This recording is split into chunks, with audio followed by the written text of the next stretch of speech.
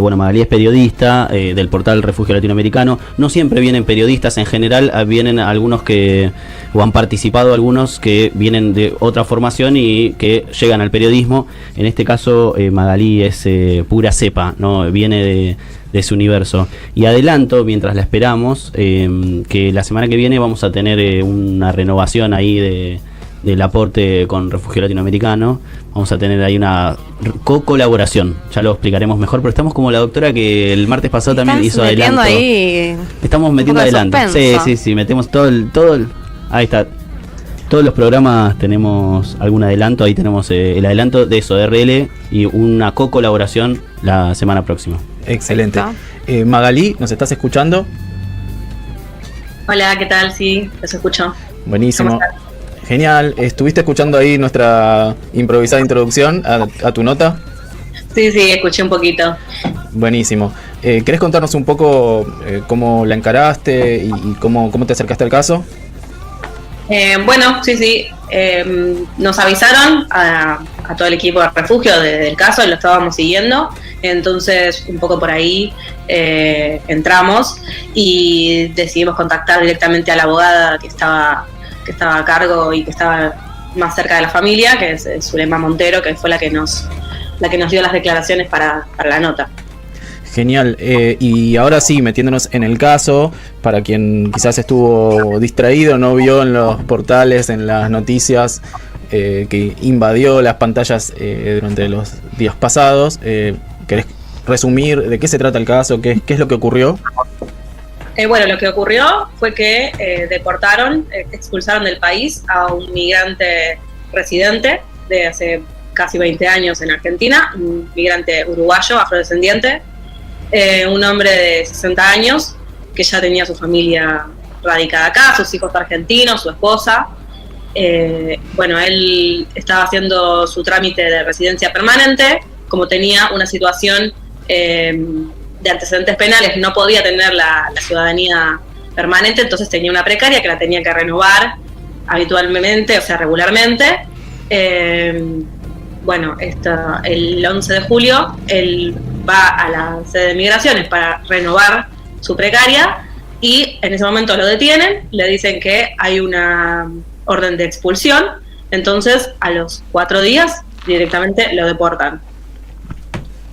Nosotros nos enteramos desde Refugio cuando estaba detenido y nos habían comentado que iba a ser, por ejemplo, como te diga, a la mañana de tal día. Bueno, la expulsión fue antes de lo que estaba previsto, o sea, fue todo bastante irregular y con muchas dudas si eso estaba regulado, si estaba bien, y la familia estaba bastante preocupada por todo esto y bueno, finalmente lo deportaron.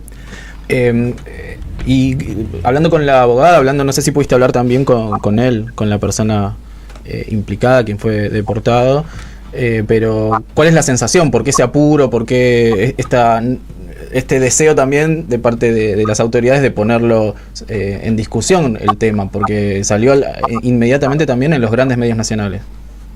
Sí, bueno, no pudimos hablar con él, lo más cercano que tuvimos fue el contacto de la abogada. Y bueno, ella nos decía eso, que es una forma de sentar un precedente o de intentar imponer como una especie de temor o de castigo, principalmente para las poblaciones migrantes y de pocos recursos, ¿no? Porque justamente es eso, el decreto nuevo que modifica la ley de migraciones incita a que aquellos migrantes que tengan inversiones en el país no van a tener problemas para obtener su ciudadanía permanente. En cambio, si no tienen, ese es como el punto principal, ¿no? De no dar la ciudadanía. Claro. Magalí, te hago una consulta más familiar o del caso, te saco un poco de la política porque en general con Refugio no hacemos coberturas de casos en proceso, situaciones en proceso. Este caso es una nota que no solo salió hace unas pocas horas, sino que también es un caso en curso. Entonces la pregunta sería eso, ¿qué pasó con él en Uruguay? ¿Qué está haciendo ahora?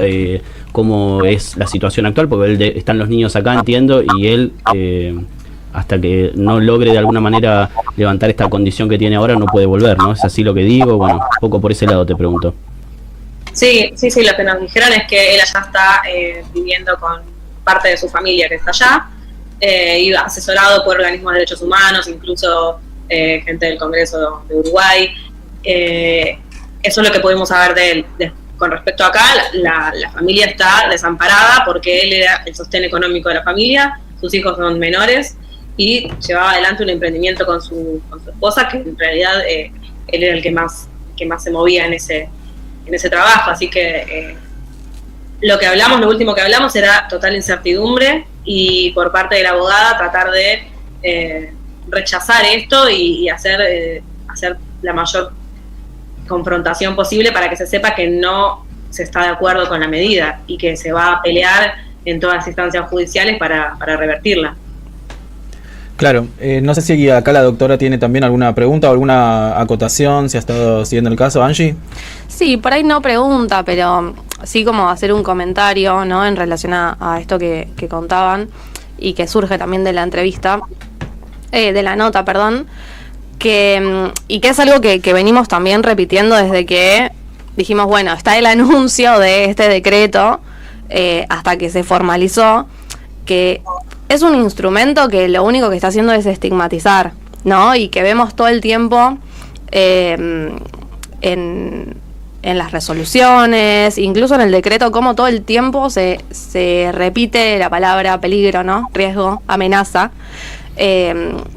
Y que más allá de eso, esta decisión que se tomó, ¿no?, por parte de la Dirección Nacional de Migraciones, es completamente ilegítima, arbitraria, ¿no?, porque va hasta en contra de lo que dice el DNU. Un poco lo que decía recién ella, ¿no?, Magalí, se toma una decisión sin haber hecho previamente una evaluación, en este caso, por ejemplo, de los vínculos familiares, ¿no? Hacer una evaluación de ese grupo familiar. Tenemos niños también en el medio. Y hablamos de una persona que está hace casi 20 años también en el país. Entonces, nada, me parece que también, obviamente esto está siendo llevado adelante por la abogada, y hay un gran acompañamiento y están todas las herramientas y las estrategias para llevar adelante el caso, pero me parece importante destacar esto, ¿no?, que no es solamente lo que venimos diciendo desde el principio de hay que asesorarse, hay que tener cuidado, esto va más allá de lo que se está diciendo en la letra, ¿no?, de la ley, porque estamos viendo que se está poniendo en práctica. Y como decía Magalí, esto está claramente sentando un antecedente. Sí, totalmente de acuerdo. Magalí hace un repaso en la nota también de varios argumentos que presenta la abogada de Piedrahíta, Zulema Montero, y argumentos respecto de por qué esta medida es violatoria de derechos de él, ¿sí? Pero a veces a mí me gusta ponerme en abogado del diablo para representarme también la estupidez de algunas medidas que están tomando, más allá de la crueldad, ¿no? Porque se resalta mucho por todos lados la crueldad del gobierno. Ellos mismos dicen somos crueles, pero la estupidez de lo que están haciendo es que los principales afectados por esta medida son 2 nenes argentinos. Tal cual. Con lo cual, desde el lugar de abogado del diablo no puedo entender lo que hicieron en este caso. Me parece que no solamente es cruel con él y con el grupo familiar, es completamente inentendible, es completamente absurdo, solamente se entiende por ese rédito mediático que evidentemente quisieron buscar y de corto plazo. Es peligroso, me parece. Es muy peligroso porque en medio de este discurso, ¿no?, claramente de odio, y donde se evidencia fuertemente, ¿no?, ese racismo, la criminalización y demás, como decía, no está habiendo un análisis o una evaluación adecuada, y es simplemente, bueno, castigo, pero el castigo, en esa sanción, en ese castigo, no se está midiendo quiénes son realmente los afectados. Magalí, no sé si hay algo más que no te preguntábamos, que querés agregar de tu conversación ahí con la abogada, del proceso de escribir la nota, de seguir el caso. Sí, que otra cosa más, que aparte de la impunidad, ¿no?, de hacer lo que quieran, también es irregular, porque otra cuestión que nos contaba la abogada es que la notificación de la expulsión nunca la recibieron, No. que eso podría haber dado una instancia de esto de pedir revisión por la situación de la familia y demás, y que también estaba contemplado antes en la ley, creo que en el decreto de ahora también, pero bueno, no les notificaron. Él directamente se enteró cuando estaba en el lugar de hacer el trámite para renovar la precaria, entonces Claro. eso también es como bastante, parece como parte de esta impunidad de, bueno, hacemos lo que queremos y... Tal cual, porque la notificación presunta había salido 3 meses antes, con lo cual están haciendo una implementación retroactiva de la ley, lo cual no tiene tampoco asidero. Exacto. Sí, hago un mínimo comentario de eso. Magalí escribe muy buenas notas en el portal. Esta es una nota estrictamente de actualidad, pero van a encontrar notas de ella de entrevistas, notas más hablando de cuestiones culturales o artísticas, así que la recomendación es que ante tanta desinformación vayan al portal de Refugio a entender qué pasó con este caso y de paso den ahí una vuelta por el portal y por las notas de Magalí.